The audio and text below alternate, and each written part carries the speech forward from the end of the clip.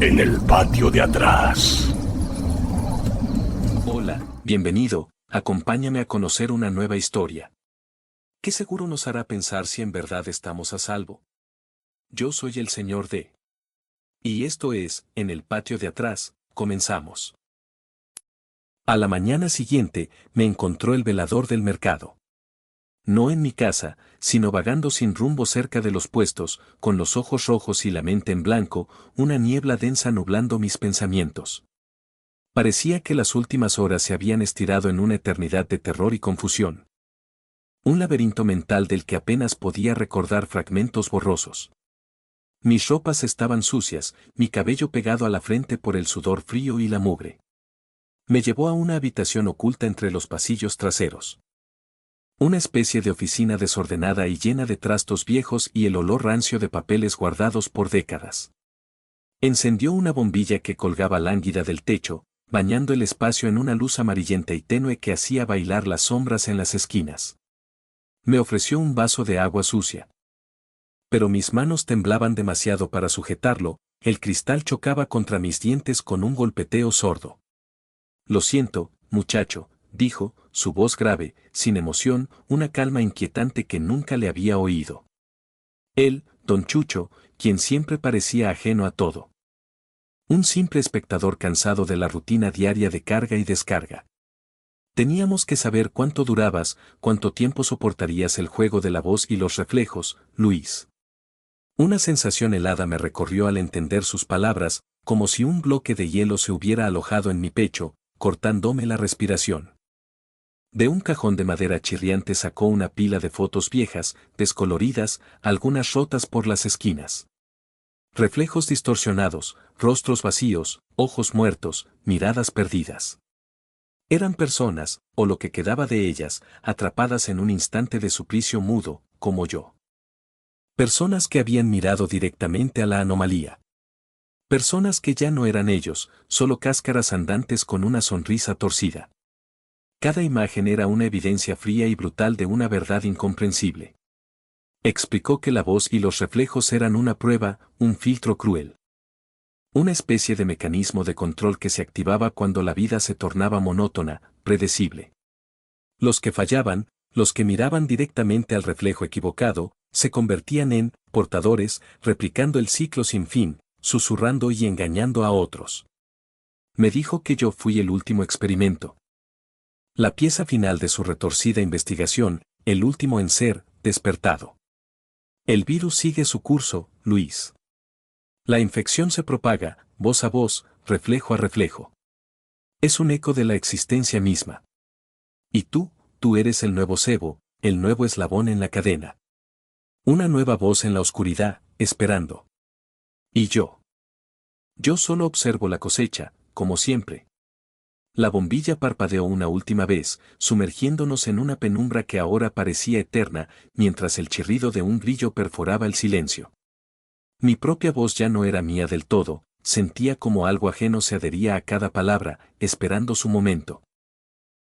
El eco se convirtió en una invitación, un juego perverso en la oscuridad del mercado, un susurro seductor que prometía algo terrible. Me asomé con cautela al pasillo, mis pasos resonando huecos y amplificados en el silencio, cada pisada un tamborileo en mi pecho. Los focos colgantes parpadeaban a lo lejos, proyectando sombras largas y danzarinas de las estructuras metálicas vacías de los puestos, como esqueletos de gigantes que esperaban a ser llenados con la vida del día siguiente. De nuevo, Luis. Esta vez, con un tono de urgencia que me paralizó por completo, helándome la sangre en las venas. No venía de ningún lado específico, parecía surgir de todas partes a la vez, envolviéndome en una burbuja de sonido perturbador. Un vendedor de chiles, don Pedro, pasaba arrastrando su canasta pesada y susurrando entre dientes una melodía sin sentido. Lo observé fijamente, buscando en su rostro curtido por el sol y el tiempo la menor señal de que él también lo había oído, pero no pareció escuchar nada, ni un atisbo de sorpresa. ¿Era solo para mí esa voz, un llamado personal y macabro? Seguí caminando, mis ojos buscando el origen en cada rincón oscuro. En cada puesto cubierto con lonas que parecían fantasmas en la penumbra. El aire se sentía pesado, cargado con el olor a humedad y a los restos de verduras podridas. Entonces, lo vi. Mi reflejo en un vidrio empolvado y agrietado de un viejo puesto de jugos, donde la pintura descolorida de frutas tropicales se desprendía. Y por un instante fugaz, mi mano derecha se movió un latido antes que la mía, como si se anticipara a mis pensamientos, como si tuviera una voluntad propia. Sacudí la cabeza con fuerza, atribuyéndolo al cansancio acumulado de la jornada, a la extraña luz que filtraban los focos. Pero la imagen se quedó grabada en mi mente, una discordancia que me inquietaba profundamente, una semilla de terror plantada en mi subconsciente. La voz volvió a llamarme, ahora más cerca, como si jugara al escondite, pidiendo que la buscara en los rincones más oscuros, en los pliegues de la realidad. Necesitaba lavarme la cara, aclarar la mente de esa pesadilla que se estaba volviendo demasiado real, pero mi reflejo tenía otros planes, un plan que no entendía y que me aterrorizaba. Allí, en la suciedad de los baños públicos del mercado, bajo la luz parpadeante de un foco que parecía a punto de morir, descubrí la regla. Entré, el eco amplificaba cada gota de agua que caía de un grifo goteante, cada sonido de mis pasos sobre los azulejos viejos y resbaladizos. El aire estaba frío y húmedo, con un persistente olor a desinfectante y a algo más, algo putrefacto que no lograba identificar. Necesitaba despejar mi mente. Quitarme el miedo que se adhería a mi piel como una segunda capa. Frente al espejo roto sobre el lavabo, con el metal oxidado del marco, abrí la llave del grifo. El agua fría golpeó mis manos. Mi reflejo, en el cristal sucio y agrietado, parecía tardar un segundo en imitar mi movimiento. Como un actor que pierde el ritmo. Apagué el grifo. Mi reflejo levantó la mano para apagarlo, un instante perceptible después de que yo lo hiciera. No era cansancio, no era un truco de la luz o la suciedad del espejo. Era real, tangible. Intenté un par de movimientos rápidos, tocar mi nariz, pestañear, girar la cabeza.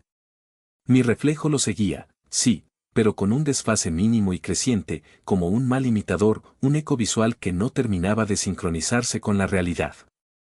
La voz. Mírame, Luis.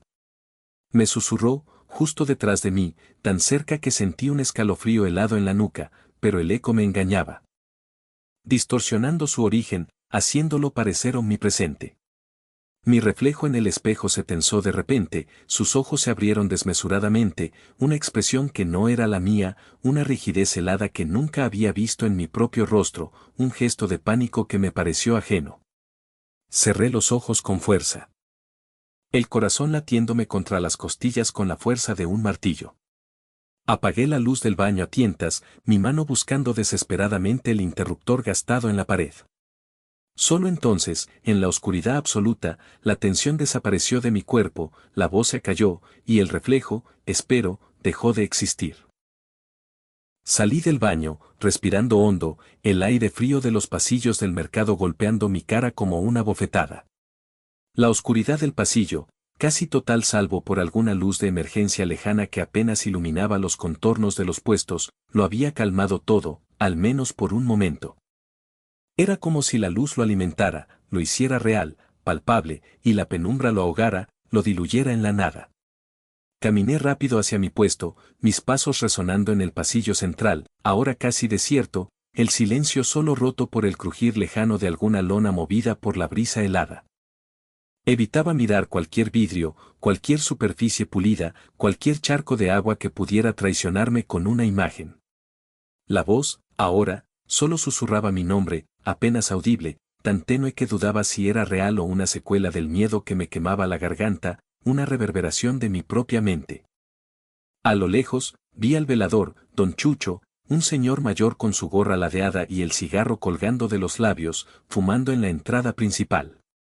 Lo saludé con la mano, un movimiento mecánico, esperando alguna señal de reconocimiento, alguna pregunta. Él solo asintió, su rostro inexpresivo. Como si fuera una figura de cera, ajeno a mi tormento y a la batalla que libraba.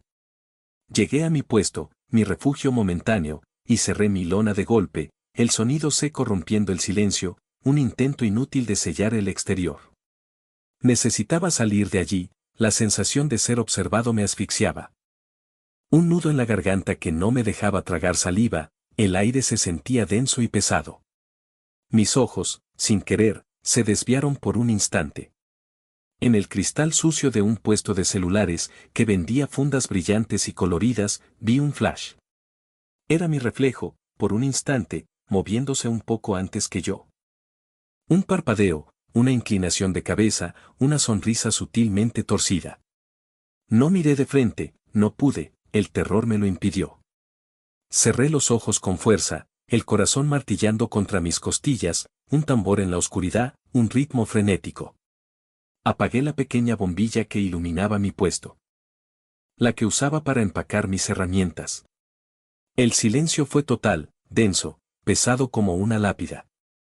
La voz se disipó como humo, se fue, pero su amenaza, su promesa de volver, no. El frío seguía allí, grabado en el aire, esperando, acechando. Llegué a casa, la puerta de madera chirriando al abrirse, un sonido que antes me tranquilizaba y ahora solo me recordaba la fragilidad de las barreras. El olor a café recién hecho y tortillas quemadas de mi vecina subía por la escalera, un aroma familiar que por un momento me dio un respiro, una vuelta a lo cotidiano. Por fin. Me preparé un pan con frijoles, untando la pasta con el cuchillo, mientras el televisor en la sala pequeña estaba encendido con el noticiero de fondo, el volumen bajo, las voces de los presentadores, un murmullo constante.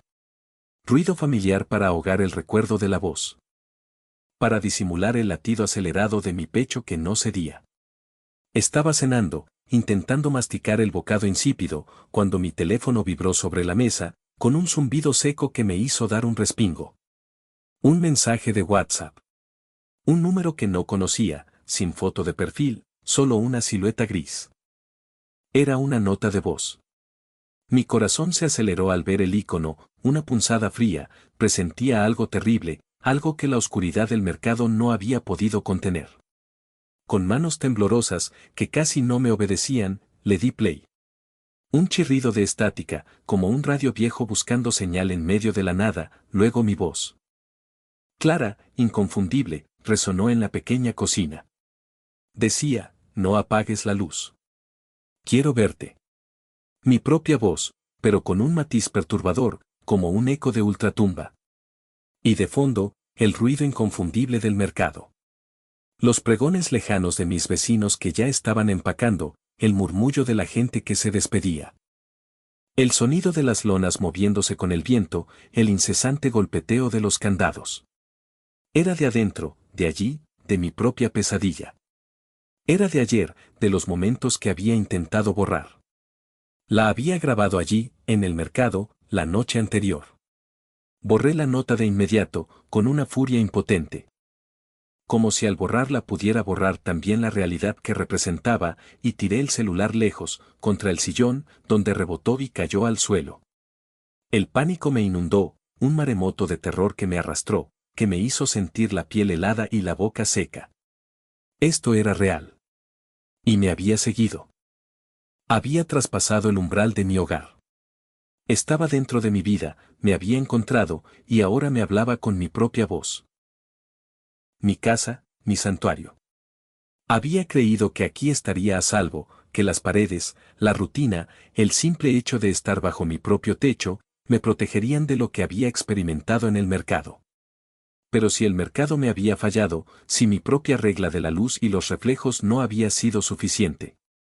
¿Qué esperanza me quedaba entre mis propias paredes, que ahora parecían tan delgadas y frágiles? Cerré todas las cortinas de mi recámara, las gruesas y pesadas de terciopelo que mi abuela había cosido, bloqueé hasta el último rayo de luz de la luna que se colaba por la ventana. Dejando la habitación en una oscuridad total. Era mi única armadura, mi última defensa contra lo que se escondía en los reflejos. Me metí en la cama, cubriéndome hasta el cuello con las sábanas sudorosas, los ojos fijos en el techo invisible, el corazón latiendo con una intensidad dolorosa. Pasaron minutos. Quizás horas, en esa vigilia silenciosa y aterradora, cada sombra pareciendo cobrar vida. Luego, lo escuché. Un leve rasguño en la puerta de mi closet, un sonido sutil que intenté atribuir a un roedor, a la madera vieja que se expandía y contraía con la temperatura de la noche. Pero el sonido era demasiado deliberado, rítmico, como uñas raspando una superficie de madera, una y otra vez, con una paciencia cruel. Entonces, la voz. Luis. Desde dentro de mi armario. Mi propio nombre. Mis propias palabras, pero huecas, desprovistas de cualquier calidez, un eco fantasma que me heló hasta los huesos, que no era un eco, sino una presencia. Recordé la regla que había aprendido en el mercado: si el reflejo se mueve distinto, no lo mires, apaga la luz. Pero ya estaba a oscuras, en una oscuridad autoimpuesta que ahora me parecía una trampa. ¿Qué más podía hacer? ¿Qué otra defensa me quedaba cuando la ausencia de luz no era suficiente para ahuyentarlo? La manija del closet giró, lenta, agónica, produciendo un chirrido metálico que perforó el silencio. La puerta se abrió 1 centímetro, revelando una rendija de negrura más profunda, más absoluta que la de mi habitación. Una oscuridad que parecía absorber el aire. Mi corazón latía desbocado, como un colibrí atrapado en mi pecho, a punto de estallar. Sabía que si miraba a ese vacío, si no había reflejo que apagar, si solo había una boca abierta en la oscuridad esperando, algo peor que la muerte me esperaría allí. Al otro lado de esa rendija, algo que no tenía reflejo, pero que me reclamaba con mi propia voz. Y no había luz que apagar, solo la oscuridad de mi fin. Porque a veces lo peor no está bajo la cama, está en el patio de atrás.